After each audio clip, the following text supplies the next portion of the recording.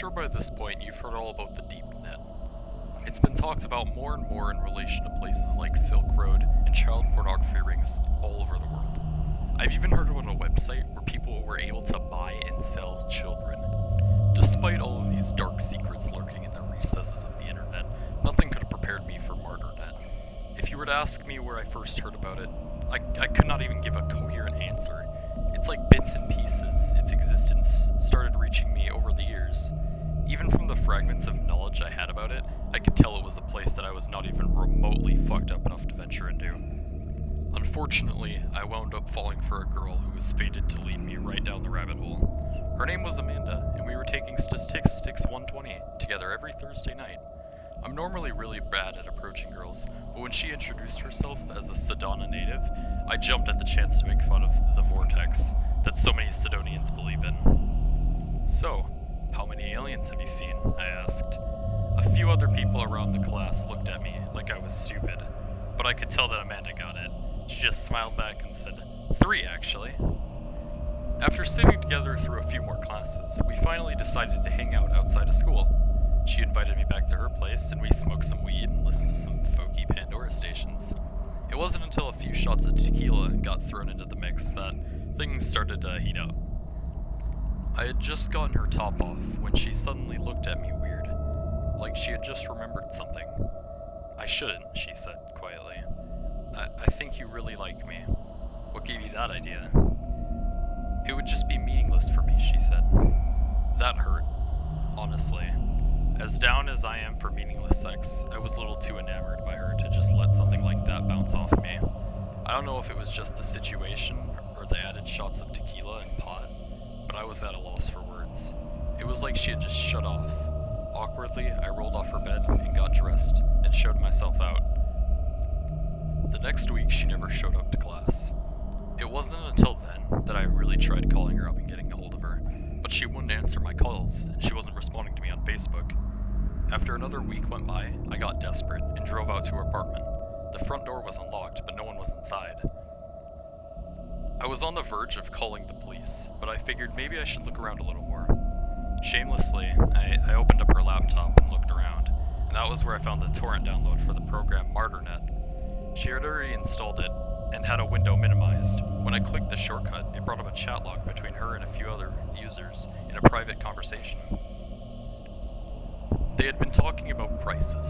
Apparently, the 3 other users had agreed to pay her $20,000 for something. I felt suddenly sick to my stomach.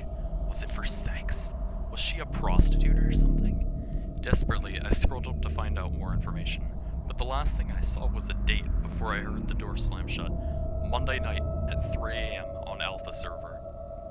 Hello? Came her familiar voice. Is someone in here? It's me, I said, figuring I ought to just get it over with. What the fuck, Leo? I was worried about you. Well, don't. You don't even know me. What makes you think you can just come into my house like this? I apologized again and again, but she wasn't calming down. Even in her anger, I could tell there was something very different about her. She had deep bags under her eyes, and she looked paler than usual. On her head, she had tied a purple bandana, covering up her already thin hair. Just get the hell out of here, and don't come here again. You were just a thing, an accident. I pretended not to be hurt by that, and closed the door behind me on the way out.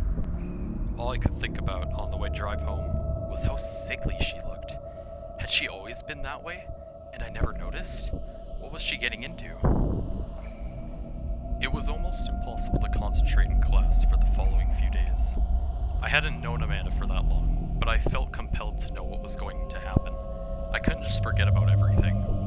So on Monday afternoon, I downloaded the MartyrNet client and acquainted myself with the program.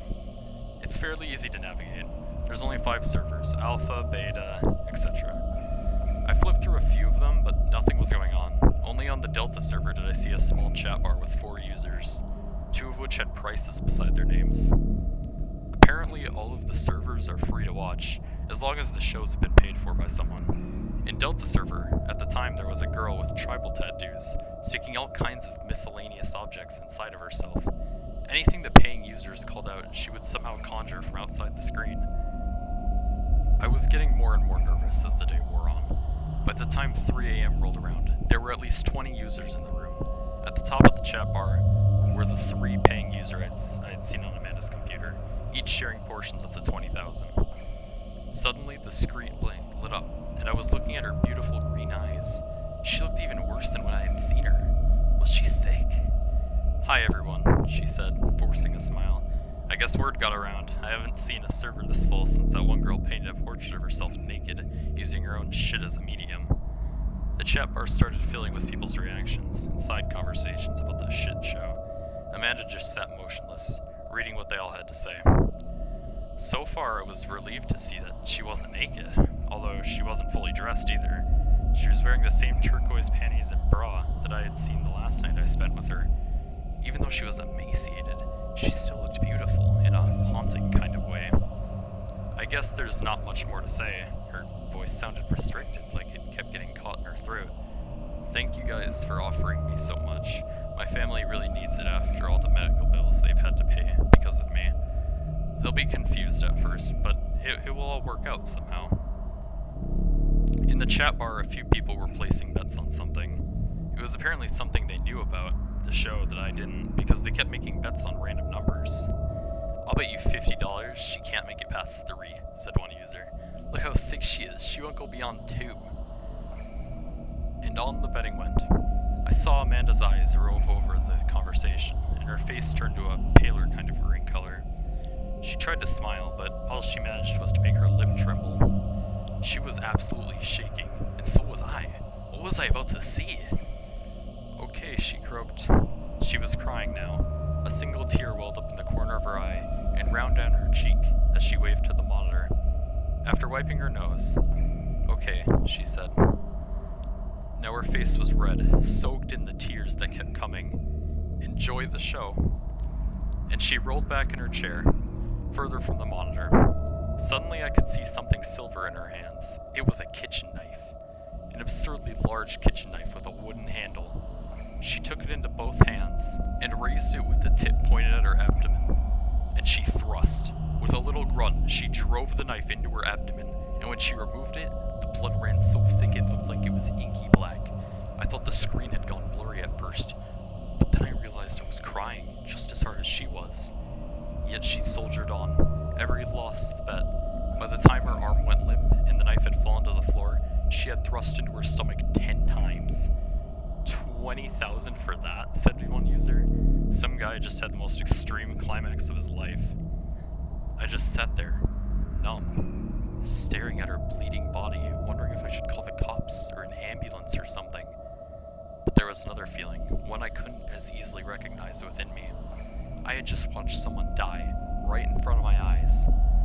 Through the tears kept coming, I couldn't help but feel suddenly very alive.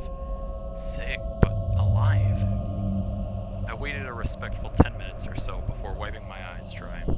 Everything felt so numb and tingly and fucking alive, so I flipped over to beta server to see what else was on. If you liked the video, please like, comment, and subscribe for more content. Thank you very much.